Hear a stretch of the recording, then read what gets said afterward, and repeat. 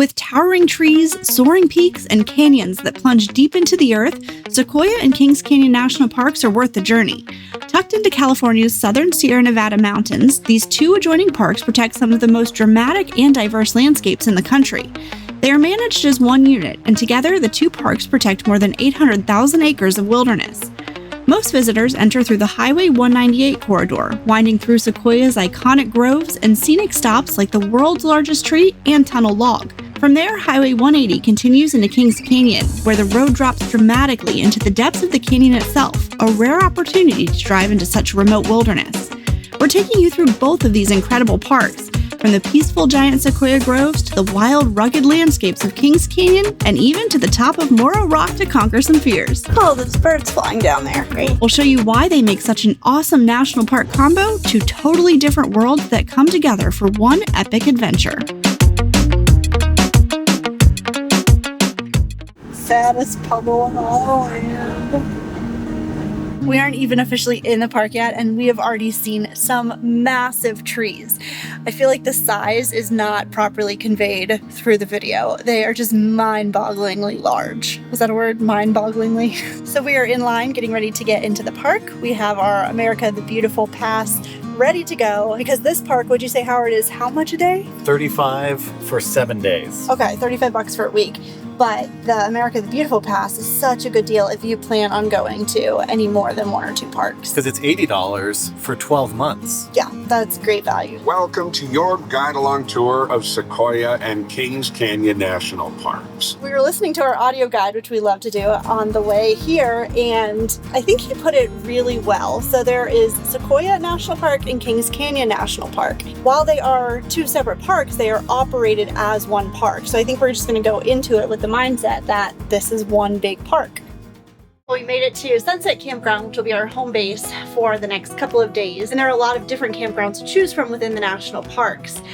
This one happened to have availability and was kind of like a central point between the things to see in the north in Kings Canyon and the things to see down south in Sequoia. We got all set up here. I was a little nervous because while this was like the only site available that we would even remotely fit into, it said that the max vehicle length was 25 feet.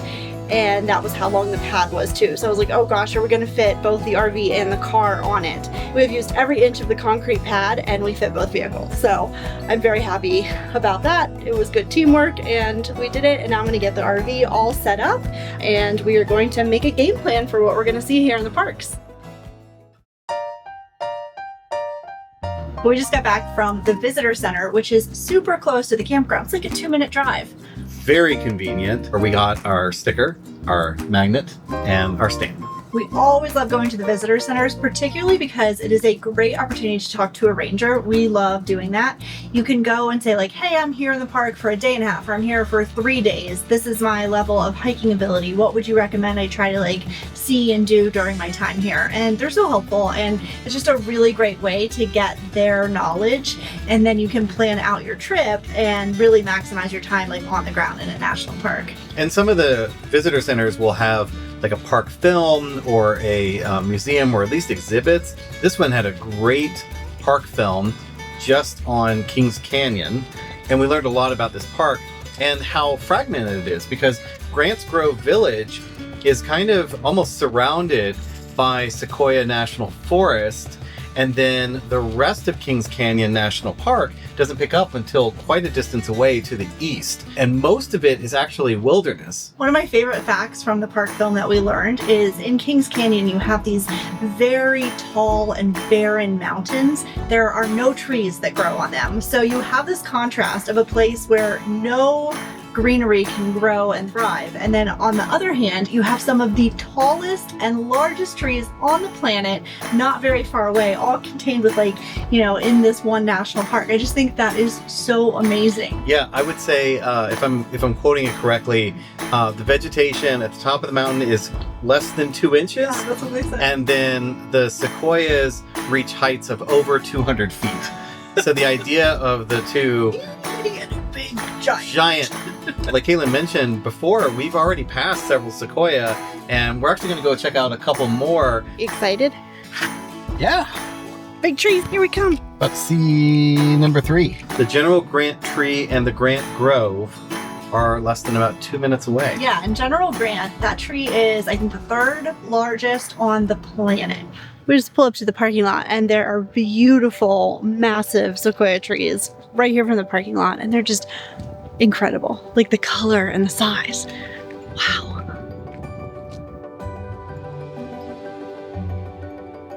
This trail is a great option too because it is fully paved and accessible. So it's very approachable for everyone, and I feel like it's very, very low effort for high reward to get out to this big tree that we're about to see.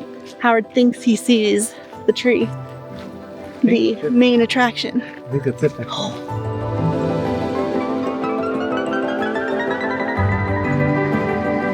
They said the conditions here are like perfect for sequoia growth.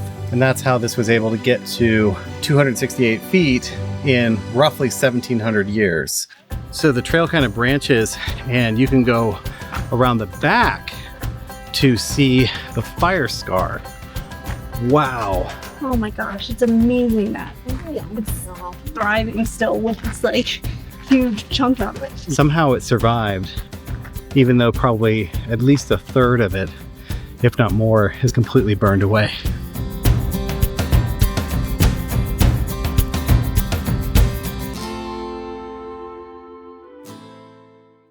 This is another hot tip and warning. You're gonna wanna do some neck stretches and some shoulder stretches before you come, because you're gonna be looking up like this a lot. And I'm like, wow, I really feel it already in my neck and shoulders, and it's only the first hour.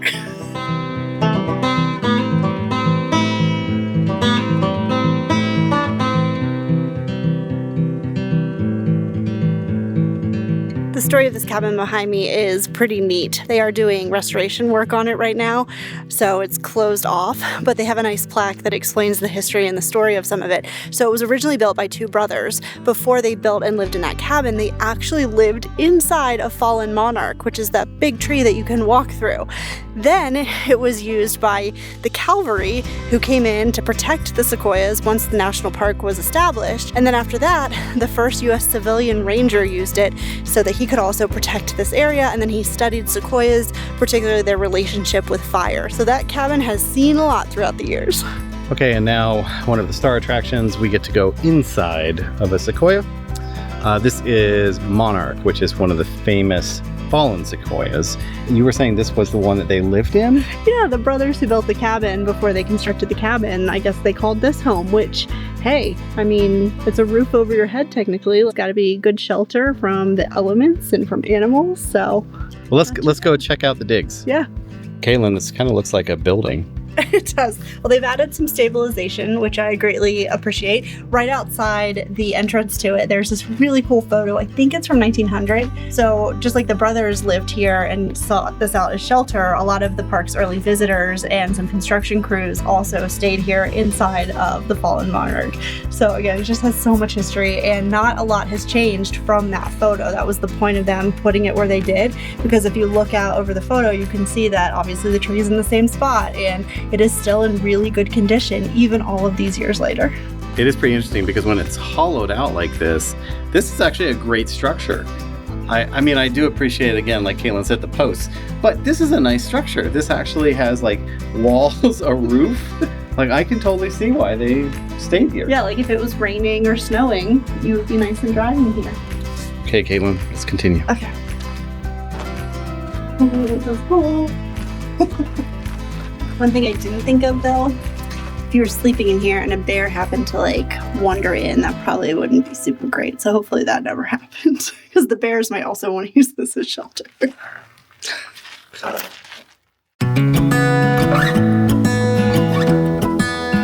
Now we're heading up to Panoramic Point, which is about a 2-mile drive. It's like directly across the street from where we just were. So we're like, okay, it's prime sunset time. The audio guide said, hopefully we have a clear day to see the views, and I think we will. We made it to the parking area, and there's a short trail that'll take you over to the viewpoint. So we're gonna go do that. There are all these like super cute little pine trees that just are like the quintessential little Christmas trees. I know, it smells like Christmas. They're so cute. Like, look at them. They're just everywhere. Oh, I love them. They're adorable. Like 2 feet tall. Anyway, back to this trail. So the Panoramic Point trail is a half a mile. It is slightly uphill. It is designed to be accessible. It is paved. And we should get a really beautiful view, I think, to the east. Sure. Of the Sierra Nevada mountains, right? Yeah.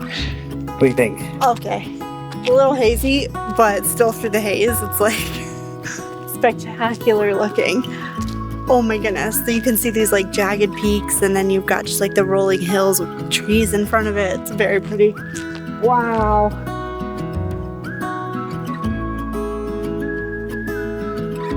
What did you discover, Caitlin?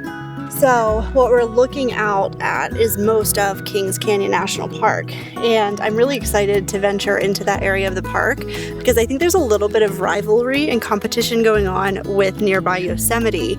Apparently, John Muir claimed that this was his favorite viewpoint out in Kings Canyon, even more so than Yosemite, and we know how much he loved Yosemite. So we've got to go set eyes on it for ourselves. But yeah, we're getting this incredible view of all of these peaks off in the distance. And it's just breathtaking. We can even see Hume Lake down there, which I know we're going to go to when we head out that way. Okay, well, we're back home in the RV, and as Howard said earlier in the car, what did you say? Oh, I said, what a great first sunset on our park visit. It sounded very like dramatic. Yeah, and he said it in this like very elegant accent in the car. So yeah, it was awesome because we are so close to all of that really beautiful, cool stuff. And so yeah, it was like we were out for about 2 hours, and it was perfect. The sunlight was great. The crowds were non-existent. It was absolutely perfect. So now we're gonna feed some doggos, let them out, and feed ourselves. She may be blind, but she can still jump.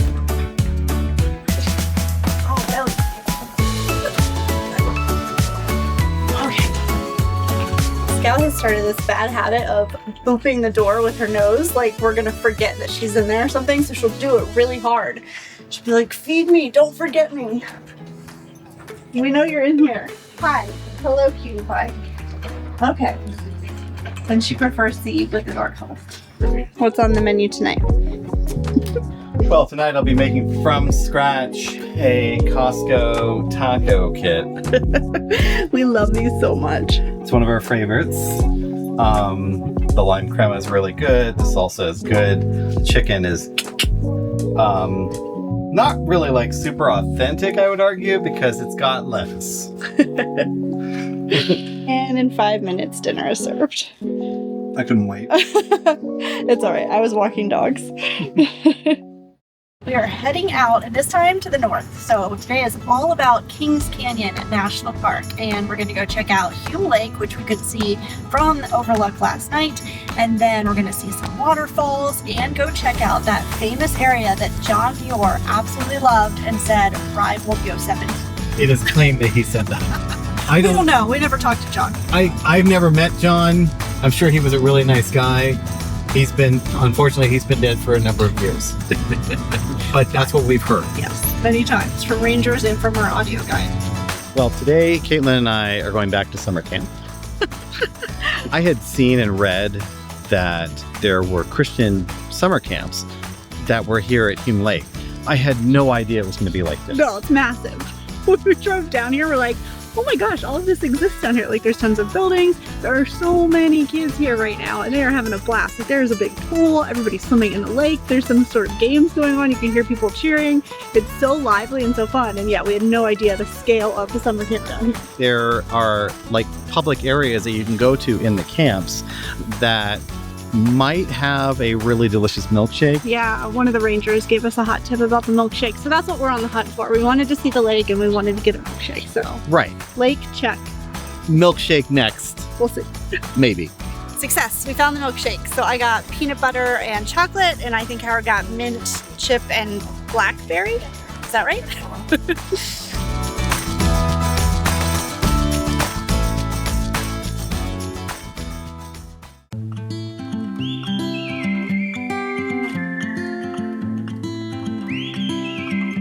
Using a guide-along tour like we typically do in national parks, and this, according to Guide Along, is their favorite stop in the entire park. And I can definitely see why.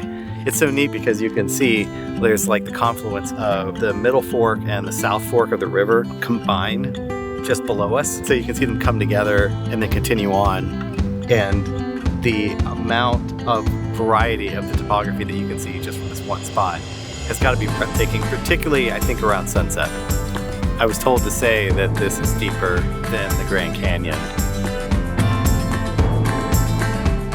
That road driving around, it was like a shelf and then the cliff just dropped off, and Howard did a great job. The rocks that you're driving past are just so incredibly beautiful, and there's all these different colors. Like right here, you can see like there's this bright gray and white rock wall, and then the other ones are like brownish reddish. It's really neat. As you continue driving down into the canyon, the views are even more dramatic, and honestly, the drive was an adventure all by itself. Eventually, you'll reach the bottom where you're driving parallel to the river, and then you'll cross back into the national park boundary from the national forest. There are a few campgrounds here and a very tiny visitor center where we stopped to get another stamp. There was a ranger giving a talk here, and he told us about the seemingly random sequoia trees out front. These are actually sequoias. These are about 100 years old. They're not nearly as thick, you know, the trunks are still pretty narrow. These were actually planted here back when they were building what is now the visitor center for Cedar Grove. Next, we made it to the literal end of the road, as far as you can drive in Kings Canyon, and headed out for a picnic on the famous Muir rock. This is the spot where he stood, claiming Kings Canyon as, quote, a yet grander valley and a rival of the Yosemite. These are direct quotes from Kings Canyon's website, so don't come for us if you don't agree. It is very beautiful and was a great spot to relax for a bit. The color of the water is a vibrant teal, and you can see those dramatic granite cliffs peeking out around the corner. Okay, so we're starting the Zumwalt Meadow Trail, and it used to be a loop trail, but since 2019, it's just been an out and back. And as far as I can tell from the map, it's only about 0.5 miles each way, so about a mile round trip will get you out to what is the signature hike of this entire area. Yeah, and as we have been driving into this area here, I can definitely see the similarities between the Yosemite Valley and Kings Canyon. The walls and the trees and like cliff faces, all of it, they very much resemble each other, so I do totally get it. Caitlin, can I just ask you, what is the thing around your neck? Gotta make fun of me. Yeah, just tell the nice people what is It's a fan. It's a fan. I think most people would know that. Okay, so we're trying something out. This is something new, and it is a personal fan that goes around your neck. Yeah, I think Howard's just jealous because he didn't charge his and left his on the RV. It was a 2-pack Yeah. at Costco. Yeah. Not sponsored. My friend, when I was traveling in Japan, had one, and I tried it on the train, and I really liked it. And it's nice and hot today, so I figured why not bust it out and break it in. And I think that you're gonna be sad because I'm gonna go all the way up. Cool air. She's right, I'm a little jealous. I'll share.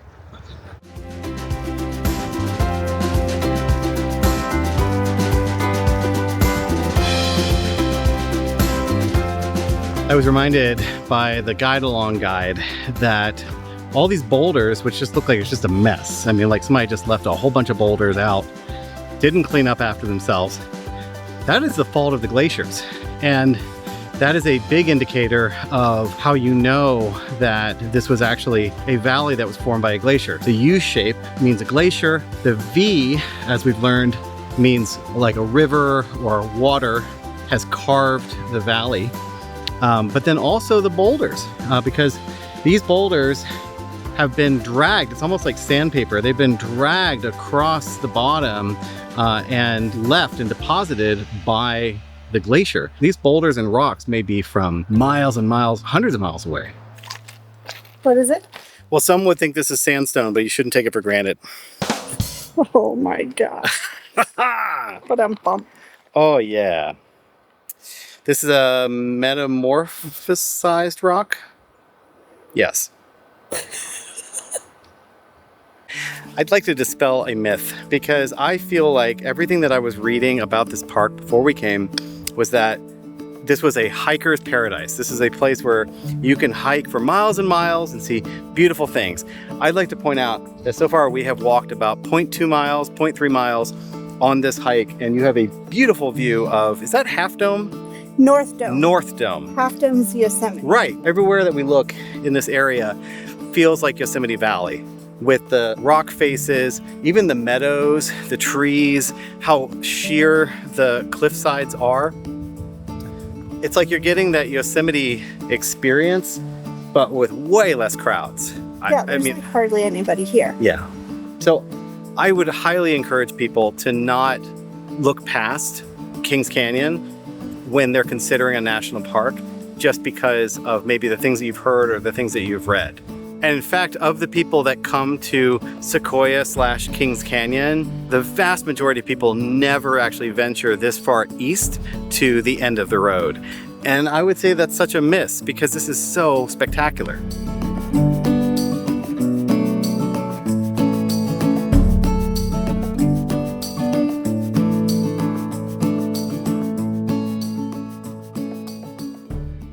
All right, for the next part of our adventure, today we are heading south and exploring at Sequoia National Park. So just past the national park sign is Lost Grove.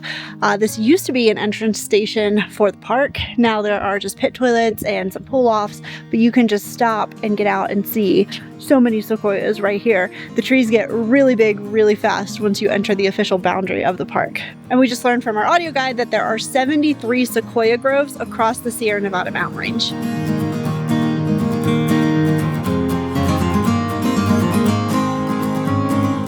Well, we just had lunch at the Montecito Lodge, which only opened in 1999. Yeah, so the original lodge was closer to the famous Sequoia Grove, and they discovered through the years that tourists, it was basically being like overrun with tourists, and it was eventually damaging the sequoia trees. And so they decided to move it and build a new one, and they demolished that site. So construction on this began in 1985, and then it opened in 1999. So compared to other national park lodges we've been to, this is relatively young. It is, but I think it's built in a nice classic style. It blends in nicely, I would say, Very into beautiful. like park-architecture, I think is the term.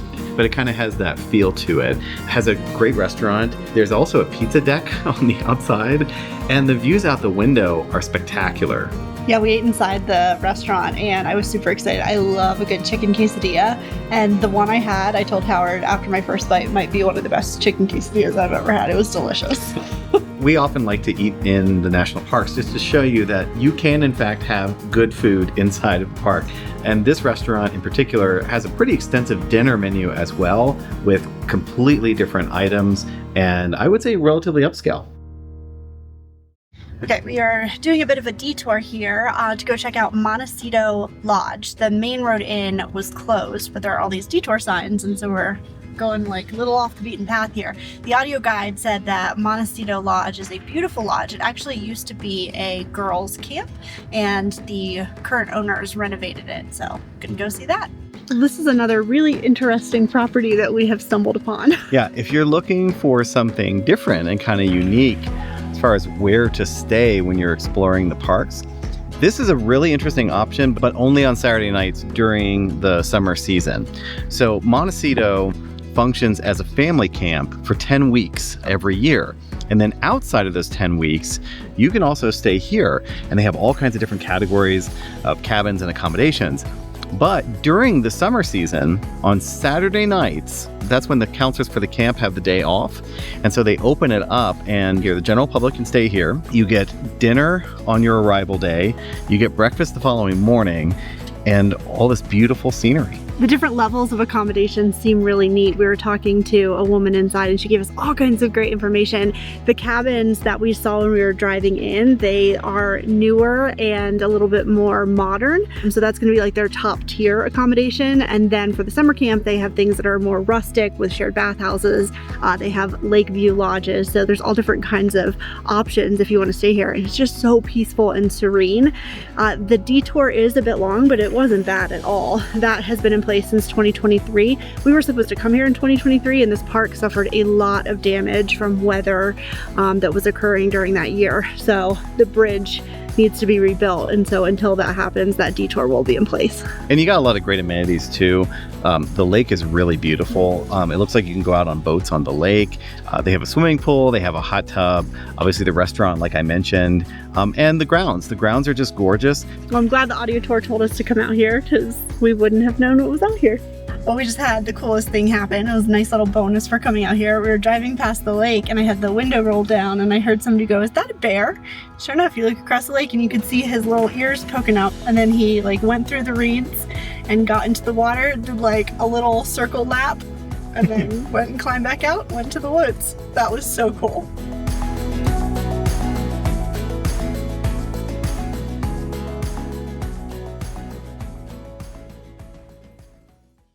We made our way to our third visitor center of the trip, which also happens to be the most popular given its proximity to the famous General Sherman tree. Lodgepole Visitor Center has great exhibits and information on this area of the park. Plus, you can find a market with food options and even showers and laundry facilities. Well, like we mentioned earlier, the crush of crowds is pretty intense in this area most of the year. So they have a very sophisticated shuttle system, which we're going to be taking today.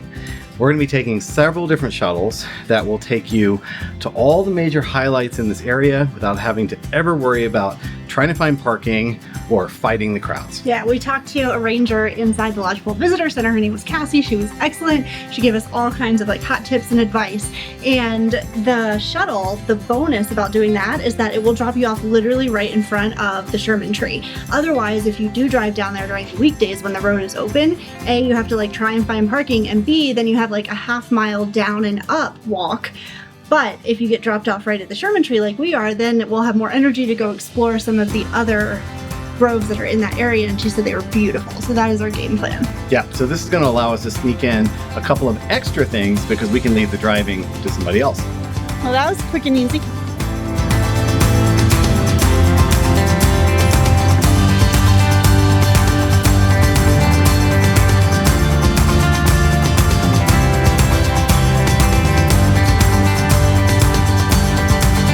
So that line is the line to get a photo in front of Sherman. However, if you just go on the trail behind it, you can get right up to it and take a picture there. No line.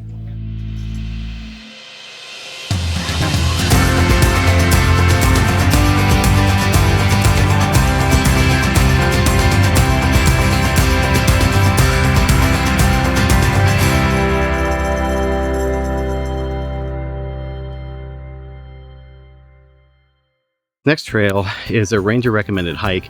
This is the Congress Trail, which is going to take us to several groves, all named around Congress. There's like a house, there's a Senate, there's even a president tree. The trail is completely paved. I think it's about 2.5 miles round trip. And so we'll be able to check out a number of giant sequoia.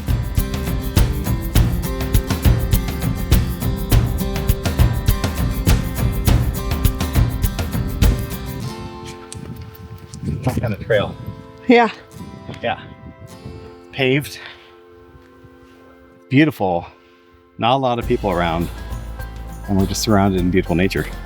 Not bad. Trifecta of good things. Yeah. I'm going to share some more sequoia facts with you while we're walking through this beautiful grove. The audio guide told us that sequoias particularly like to grow between 6,000 and 7,000 feet of elevation. That is the sweet spot for them. So that's why there are so many here in this area. They also like really mild, dry summers and really wet winters with a lot of snow because they need a lot of water in order to grow. I've convened some sequoias to discuss some very important matters here today. The Senate.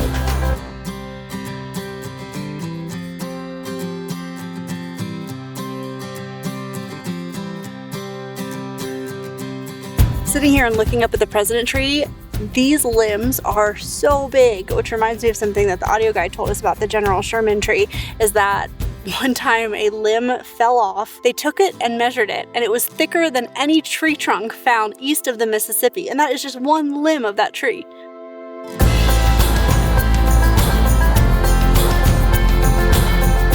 Okay, which one of these do you think is a sequoia pine cone? I'll give you a second to ponder. While we were riding the shuttle bus, they had this cool infographic about pine cones, and I think this one is a sugar pine, and this one I think is a sequoia. It said that the sequoia pine cones are actually the size of a small egg, which kind of fits the bill here. So while you might think that the world's largest trees come from big pine cones, they actually come from this.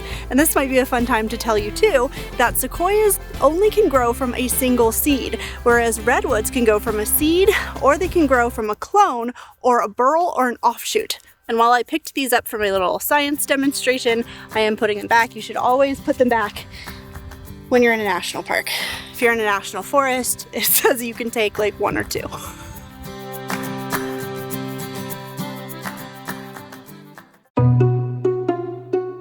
Okay, we have arrived at what the audio guide calls one of the crown jewels of the park, and I got a glimpse of it coming around the corner, and we are going to climb 300 some steps up to the top of Moro Rock, which is just this huge, steep, like cliffside rock. Caitlin has a minor problem with heights. It kind of feels like a barren rock, kind of like a half dome situation or whatever, but there are steps. There are 350 steps with handrails that take you all the way up to the top, and there are handrails even at the top. So it's not going to be like, what is the Angel's Landing in Zion? No, there's no chain. I believe, Caitlin, you're going to be completely fine. We can take our time, but I don't think you're going to want to take your time. I think you're just going to just power through and just do it. All right, well, let's see how this goes. Let's go do it. Ba-ba-ba, ba-ba-ba, ba-ba-ba. You got this, Caitlin. Gosh. What's that, Caitlin? The first steps in 1917 were made of wood. Then concrete steps replaced them in 1931, thank goodness. Okay, you ready? Let's go.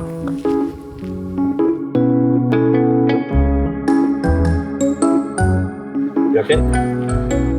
Yeah, I'm okay right now, but I don't know if I'll be okay up there. Oh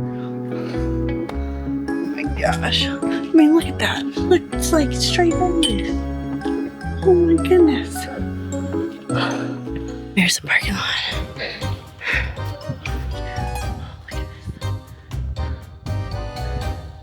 I think going down is going to be worse. Oh, there's birds flying down there. Great. Higher than the birds. Howard told me to do a check-in. Yeah. Checking in. We're still high on the rock. Still a little scary. How are you? Fine.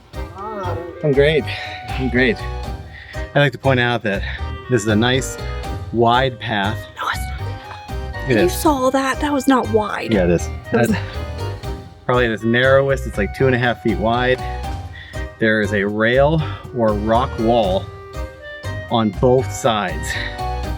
That is not a very high rock wall. I'm gonna stay way over here. That's fine. This is not wide. Look, this is how wide it is. Let's go. Not wide at all. Keep going. Take a little break. Okay. The almost last push. I can see the top here. Yeah. There it is. Very tippy top.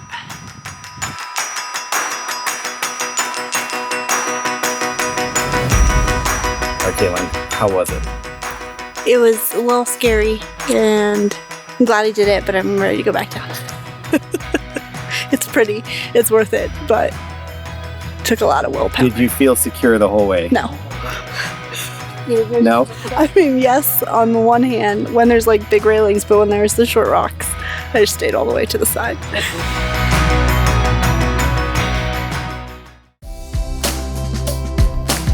Okay, we've made it to the end of the road, as far as we can drive in this area. We're out near Crescent Meadow. We're taking a little detour first. We are. We're going to see a log. Not just any log. Okay, well, fine. It's a log. It's Thorpe's log.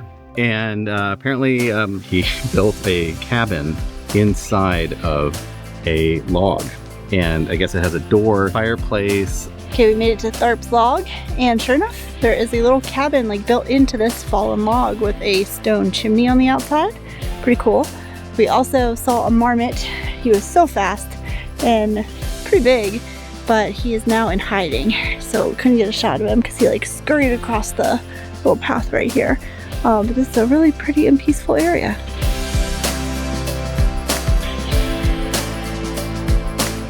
So there's these two spots in the meadow that we just saw that something was very clearly laying there for a while. It almost looks like two nests, and then there's like a little pathway. So I think I'm going to choose to believe that these are little like bear cubby holes where they take a nap. So cool. Well, we didn't see any bears, but this has been an excellent park visit, and the sun is setting on this day and on this park episode. So we're gonna head back to the campground and go see our doggies and have some dinner.